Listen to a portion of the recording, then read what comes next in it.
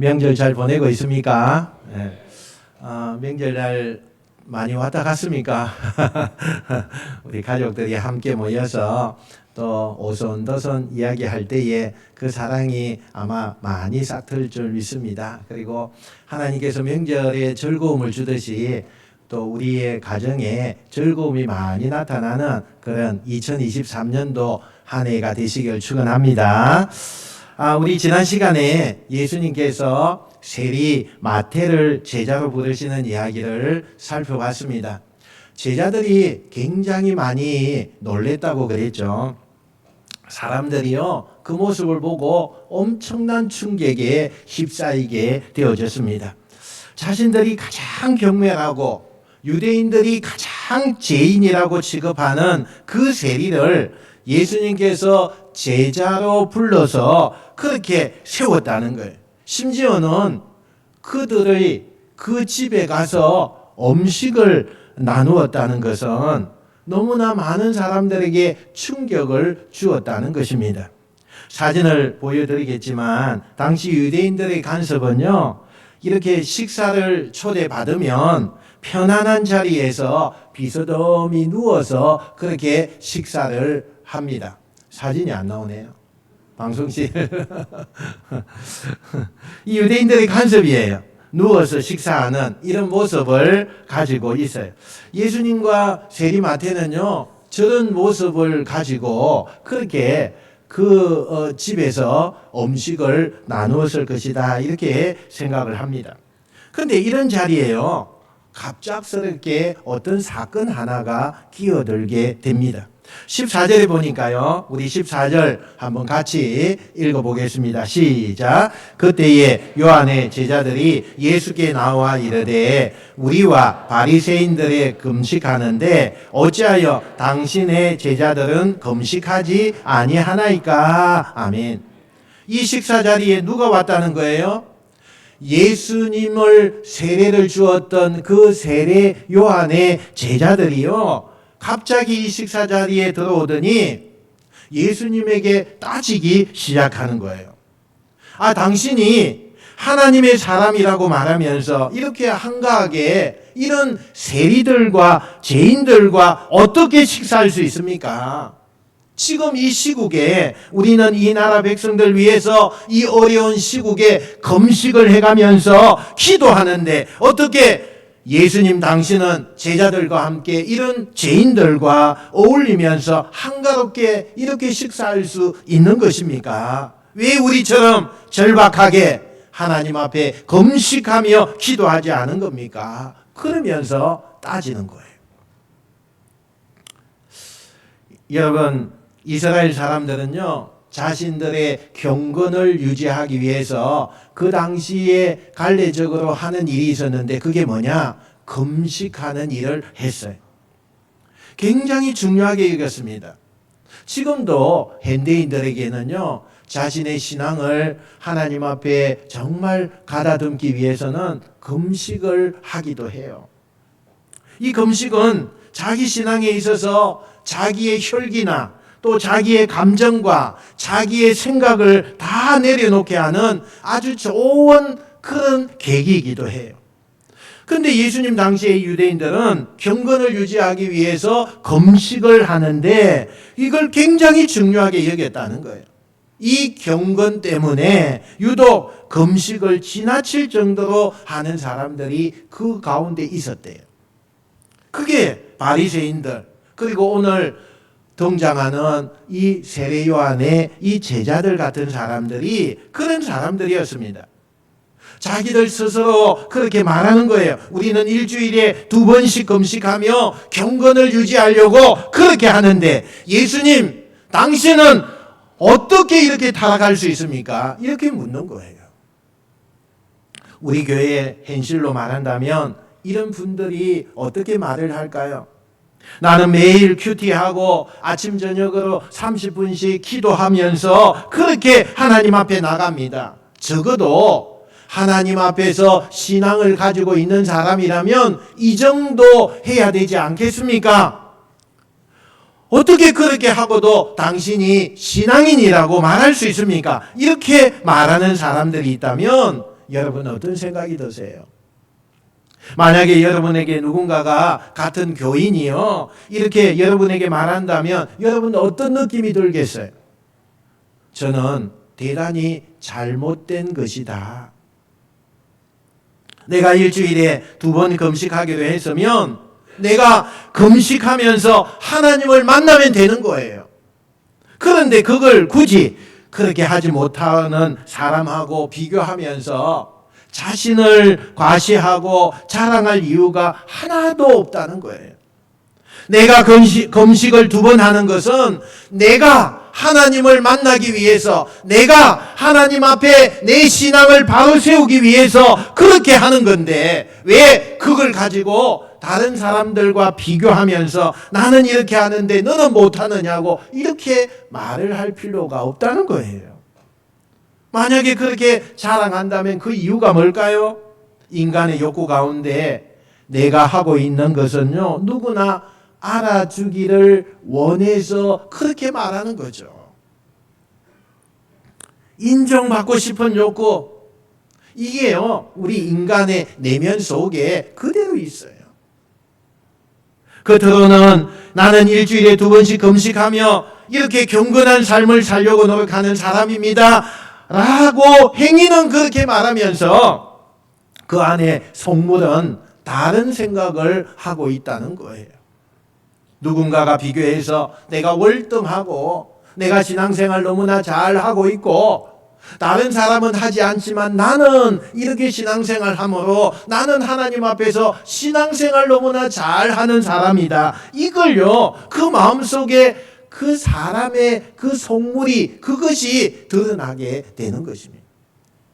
도대체 세례요한이라고 하는 훌륭한 선생님 밑에서 가르침을 받았던 이 세례요한의 제자들이 무엇 때문에 예수님과 제자들과 또 이런 많은 사람들과 비교해 가면서 그렇게 열등감을 가지느냐? 왜 이렇게 가시하고 싶은 마음을 이렇게 가지고 있느냐? 저는 이유가 있다고 생각해요. 마태복음 4장으로 우리가 다시 되돌아가면 이런 구절이 있어요. 4장 12절에 보니까 예수께서 요한이 붙잡혔음을 들으셨다 이런 구절이 있어요. 예수님이 등장하기 전에요 이 유대사회는 종교적으로 세례요한이라고 하는 위대한 선지자가 대중들로부터 인기를 끌고 있고 또 많은 사람들이 회개 역사가 이 세례요한으로부터 막 나타나고 있었어요. 그래서 모든 종교적으로 봤을 때 그 인기가 세례요한으로 이렇게 가는 것이 대세였어요. 그런데 이 세례요한이 공교롭게도 예수님이 등장하는 딱 이 시기 때에 그 세례요한의 활동이 딱 멈추게 되었어요. 좀 구체적으로 말씀드리면 세례요한은요 감옥에 가게 되었다는 거예요. 원래 세례요한이라고 하는 이 선지자를요 따라다니는 많은 제자들이 그곳에 있었어요. 그런데 어느 날 선생님이 감옥에 가면서 그 자리를 새롭게 등장한 이 예수님의 세력들이 사람들에게 점점 영향력을 끼치게 되고 인기가 높아가게 되고 그 시대의 대세가 되었다는 거예요. 옛날에는 우리가 누렸던 자리인데 저 예수님의 무리들이 우리 선생님과 우리가 누리고 있던 자리를 빼앗는다고 그렇게 생각하는 거예요. 선생님이 감옥에서 나오면 그 옛날처럼 우리도 다시 그 인기를 우리가 모으게 되고 다시 우리가 이 세상에서 대세가 되는 날이 올 것이다. 이렇게 희망을 가지고 세례요한이 감옥에서 나오기를 그렇게 기다리고 초조하게 기다리고 있었다는 거예요. 쉽게 말하면 신흥 세력한테 우리의 기득권을 빼앗겼다 이렇게 생각을 하고 있는 것입니다. 여러분 사람이 제일 힘든 게요 누군가로부터 나의 존재가 인정되어지지 않을 때 나의 능력, 나의 건세, 내가 가지고 있는 유명세 이런 것들이 사람들에게 인정되지 않을 때요 못 견뎌하는 사람들이 많이 있습니다. 나라고 하는 존재, 내 명성, 내가 누리던 내 삶을 누군가에게 인정받지 못하고 잊혀진다고 생각을 하면 그때 사람들이 참 초라해지는 거예요. 너무나 초라해지는. 당연히 이 세례요한의 제자들은 마음속에 상처와 열등감과 위기의식을 갖게 되는 거예요. 그리고 뭘 선택하느냐? 저 예수님을 어떻게 하든지 꺾어야 되겠다. 그래서 그런 의도를 가지고 지금 예수님께 찾아와서 우리는 이렇게 금식을 하는데 당신과 당신의 제자들은 왜 경건을 노력하지 않습니까? 당신이 어떻게 이렇게 할 수 있습니까? 당신은 자격이 없습니다. 그러면서 예수님을 저격하는 거죠. 이게 좋은 의도로 하는 것이 아니에요. 시기와 질투와 또 예수님을 이겨보겠다고 하는 그 마음을 가지고 이런 생각 속에 그들은 무모한 행동을 하고 있다는 거죠. 그들이 처한 상황, 세례요한이라는 선생님과 함께 자신들이 잊혀지고 영향력이 점점 작아지기 때문에 위기감을 느낀다는 것은 인간으로서 당연하게 생각이 되는 거예요. 그렇다면 그런 위기감 속에서 그런 존재를 드러내기 위해서 선택할 수 있는 카드가 이것밖에 없었을까? 그들이 가지고 있는 그 좁은 생각을 가지고 그 질투와 시기심을 가지고 정말 예수님을 저격하는 이것밖에 방법이 없었을까? 그들의 조급함과 의도를 예수님은 모를 리가 없어요. 그러면서 그들에게 이 예수님께서 예수님을 믿는다고 하면서 여전히 세상에 머물러 있구나 이렇게 말씀을 하고 계십니다. 하나님을 믿기로 했으면 새로워져야 되는데 너무나 간절한 절박한 상황에서도 그들은 변하지 않는 그 모습을 보면서 예수님의 마음속에는 안타까움이 나타나게 된 것입니다. 여러분, 예수 믿는 것의 가장 본질적인 것은요, 새로워지는 거예요. 새로워지는 거예요. 우리가 과거를 정리하고 그 과거를 되돌아보는 것을 우리가 전제되어야 될 것이 있어요. 그게 뭐냐? 새로워지기 위해서 우리의 과거를 정리하는 거지. 새로움이 없는 그런 신앙과 공동체는요, 희망이 없어요. 희망이 없어. 우리는 어떻게 새로워져야 합니까? 우리는 어떻게 하나님 앞에 바로 서는 신앙을 가져야 합니까? 오늘 말씀을 통해서 우리가 그것을요, 잘 정리해야 돼요. 요한의 제자들이 예수님이 던진 말에 어떤 대답도 하지 못하고 있는 바로 그때에 동시에 그 자리에 더 혼란스러운 일이 일어납니다. 지금 예수님과 요한의 제자들 간에 논쟁이 붙고 있는 그 자리에 갑자기 제3의 인물이 등장하게 돼요. 오늘 18절 말씀, 앞에 나와 있는 말씀 우리 한번 읽어봅시다. 시작. 한 관리가 와서 절하며 이르되 내 딸이 방금 죽었사오나 오셔서 그 몸에 손을 얹어 주소서. 그러면 살아나겠나이다 하니. 그래. 갑자기 긴장감이 막 흐르는 그 식사 자리에 문이 벌컥 열리더니 한 관리가 뛰어들어와서 예수님 앞에 납작 엎드립니다. 모든 사람들이 그쪽으로 시선이 쏠리고 다 놀라워하는 상황이에요. 같은 내용이 마가복음과 누가복음에도 소개되고 있는데 그 성경에는 이 납작 엎드린 이 관리가 누구냐라는 것이 적혀 있어요. 그 사람은요, 야이로라고 하는 이름이에요. 이 사람은 가버나움이라고 하는 지역에서 회당을 운영하면서 예배를 인도하는 그런 사람이었어요. 쉽게 말하면 가버나움을 이끄는 최고의 관리직을 가지고 있는 사람이라는 거죠. 여러분이 생각하는 것 이상으로요, 엄청난 힘이 있는 사람입니다. 뭐 때문에 이 사람이 엎드렸어요? 이 지역의 유지가, 이 지역의 높은 그런 관리가 왜 예수님 앞에 엎드렸을까요? 그것도 납작 엎드렸다고 이야기하잖아요. 예수님 앞에 무엇 때문에 이 사람이 엎드렸느냐? 우리 딸이 죽게 되었는데 살려주세요 하는 거예요. 딸 아이를 지키고 싶은 아빠로 지금 나와 있는 거예요. 여러분, 예수님과 이 아이라고 하는 해당장은요, 계급적으로 볼 때에는 비교가 안 됩니다. 정치적인 힘으로 비교가 안 돼요. 권력, 감히 예수님이 세상적으로요, 이 야이로를 따라갈 수 없는 위치예요. 그런데 야이로는 그게 중요하지 않았어요. 여러분, 사람이 간절해지면요, 명예나 또 자존심, 덜 간절한 사람에게 그게 세워지는 거죠. 정말 간절한 사람은요, 아무 소용이 없어요. 저는 인간이 죽음을 맞이할 때 또는 큰 수술을 맞이하려고 기다리고 있을 때 아주 중요한 운명을 다뤄야 하는 상황 앞에 놓일 때는요, 참 인간다운 모습이 나타난다고 생각해요.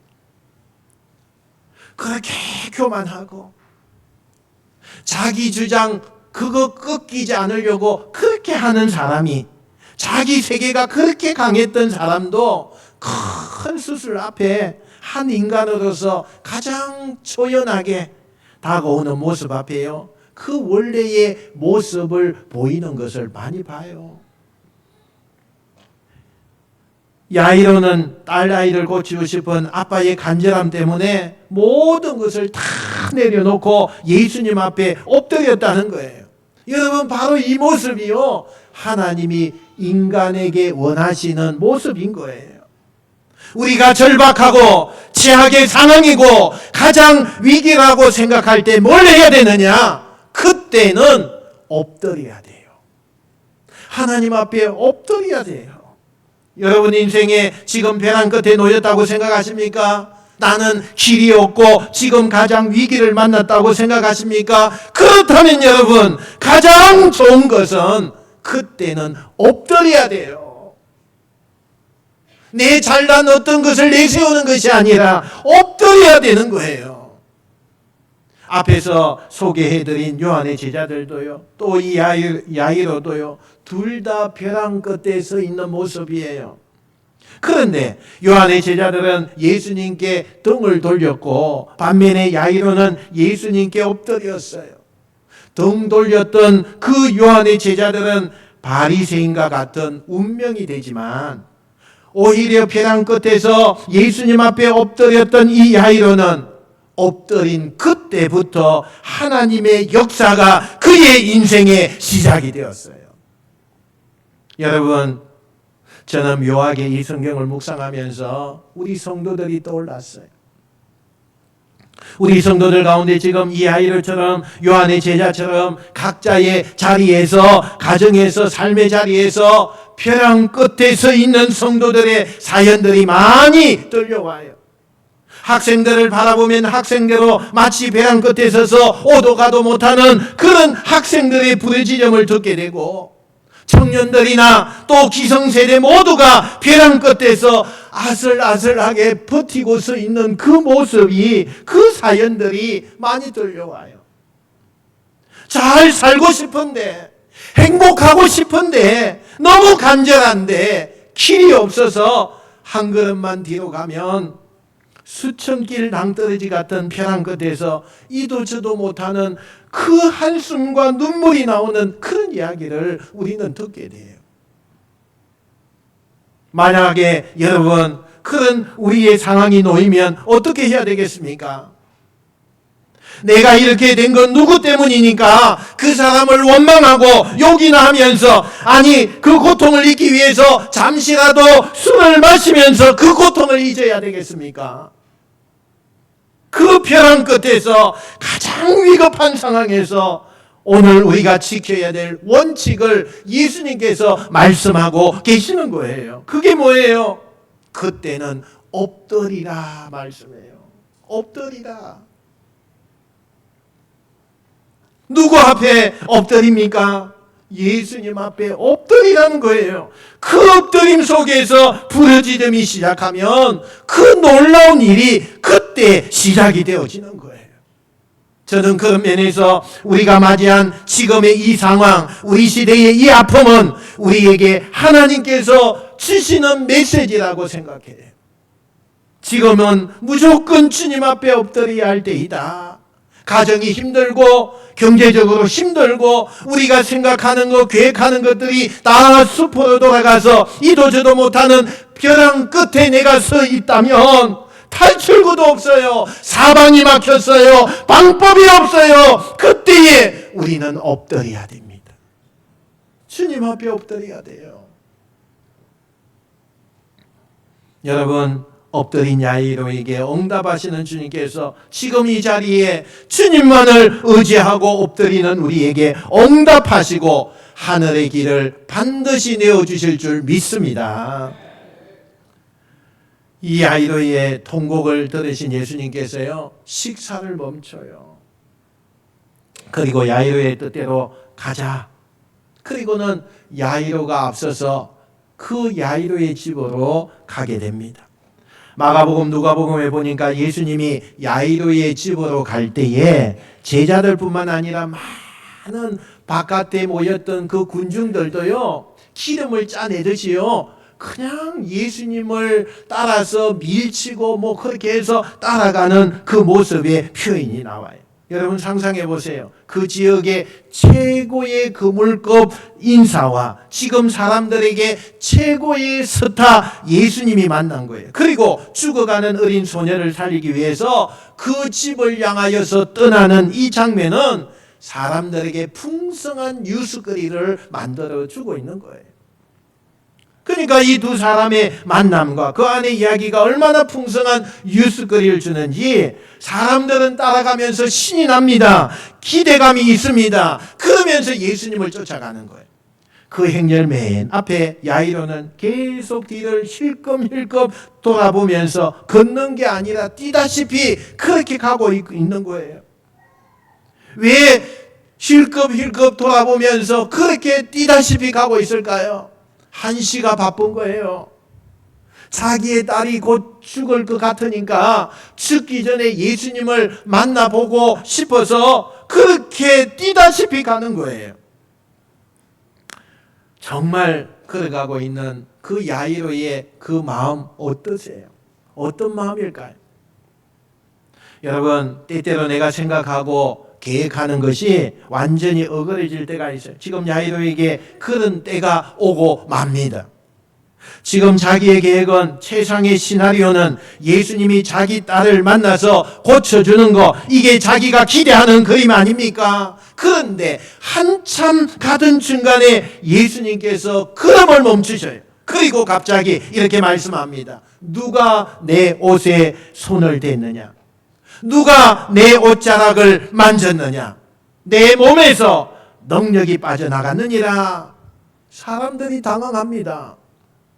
서로 바라보면서 의아한 표정을 짓고 있을 때 잠시 뒤에 저 뒤쪽에서 한 여인이 두려운 얼굴로 예수님 앞에 조심스럽게 나오는 거예요. 그리고 엎드려서 자신의 사정을 이야기하는 그런 내용이 나와요. 그 내용이 뭡니까? 자기는 12년 동안 피가 멈추지 않고 하혈하는 혈류증이라고 하는 병에 앓고 있는 여인이에요. 이 여인에게 육신적인 질병도 너무나 고통스럽지만 더 고통스러운 것은 그 당시의 율법에 의하면 하혈하는 것은 부정한 자로 취급을 당해요. 그러니까 이 여인은 질병이 낫지 않는 한 사회적으로는 완전히 생명이 끝난 사람이에요. 그래서 이 여인은 지난 12년 동안에 이 병을 고치기 위해서 유명하다고 하는 의사를 다 찾아가서 본 거예요. 그래도 낫지 않아요. 그러니 얼마나 가슴이 답답하고 또 사람들을 만날 수가 없어요. 부정하니까. 그런데 어느 날 예수님이 이곳에 오신다는 소문이 들린 거예요. 그리고 자신의 마음속에 누가 시키지도 않았는데 내가 그분의 옷자락이라도 만졌으면 좋겠다. 어쩌면 마지막 희망을 가지고 그 예수님 앞에 찾아 나온 것입니다. 주변에 수없는 인파들이 가로막혀 있으니까 그 인파를 해치고 가까스레 예수님 앞에 나가서 부끄러움과 또 두려움을 가지고 살며시 예수님의 옷자락을 잡는데 그 순간 자기도 느끼는 거예요. 그 아주 짧은 순간인데 예수님의 옷자락을 만지는 순간 자기가 느낄 만큼 몸의 변화와 치유가 시작되는 거예요. 여러분, 순간이에요. 말씀이 딱 올 때 여러분은 일으키십니다. 여러분 그 순간을 놓치지 않는 주인공이 되시길 축원합니다. 오랜 시간이 아니에요.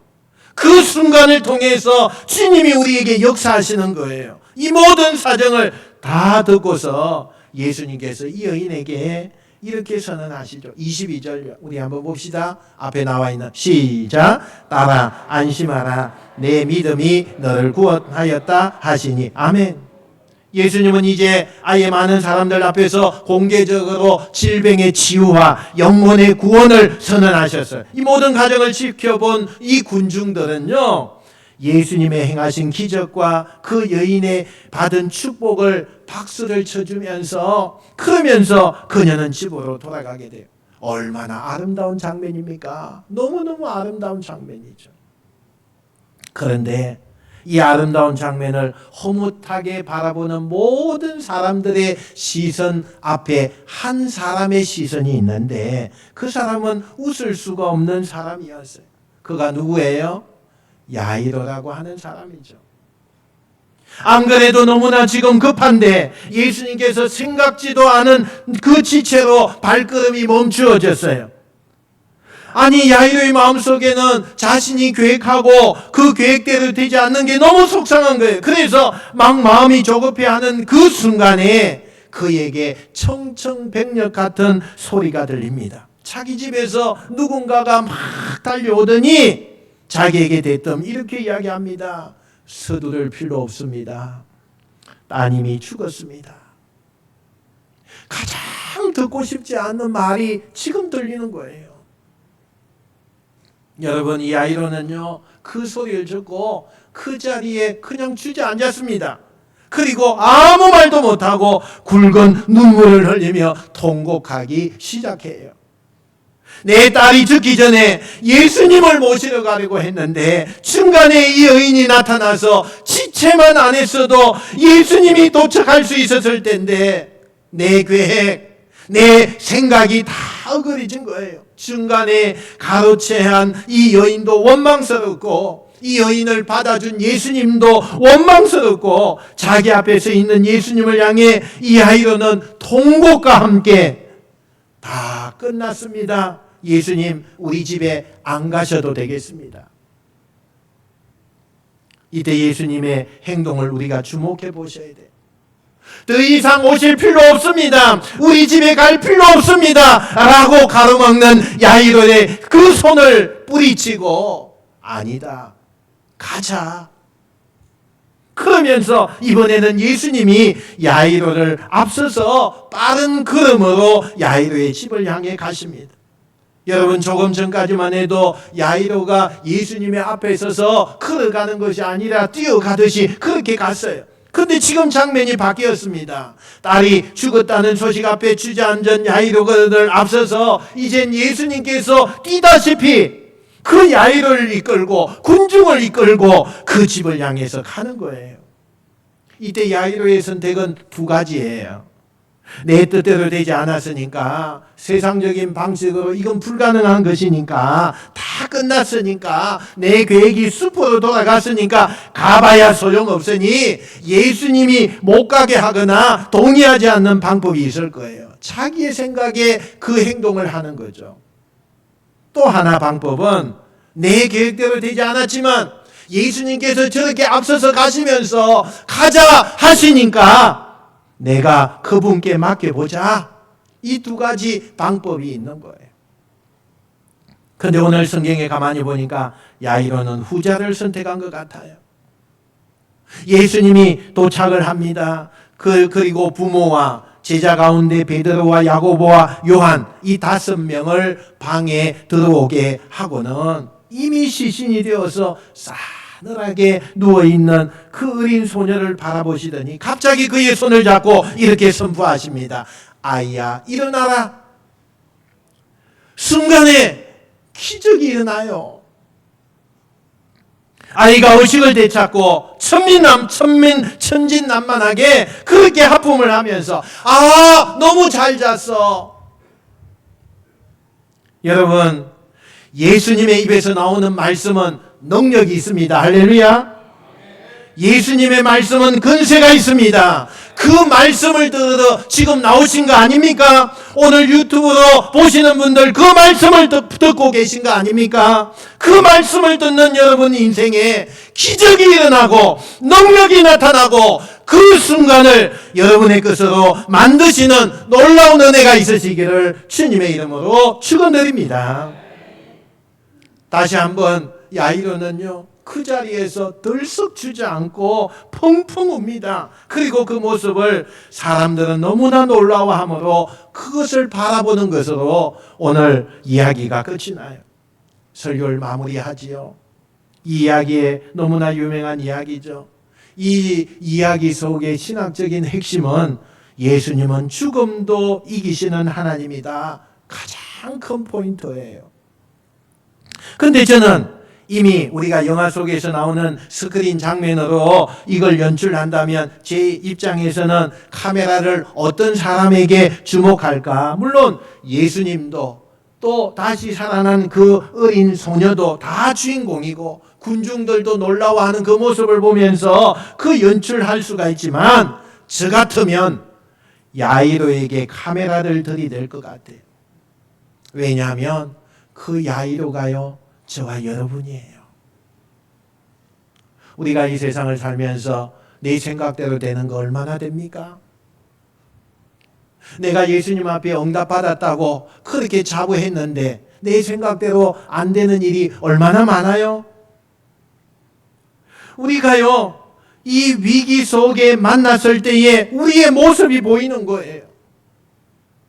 내가 그 위기 속에서 어떻게 할 바를 몰라 할 때 내가 말씀을 듣고 엎드리라고 하니까 엎드렸는데, 그리고 예수님께서 오늘 우리의 모습을 보시고 대답해 주셨어요. 내가 너를 도와주마, 내가 너를 고쳐주마, 그래 가자. 그리고 지금 동의하고 가는 것 같습니까?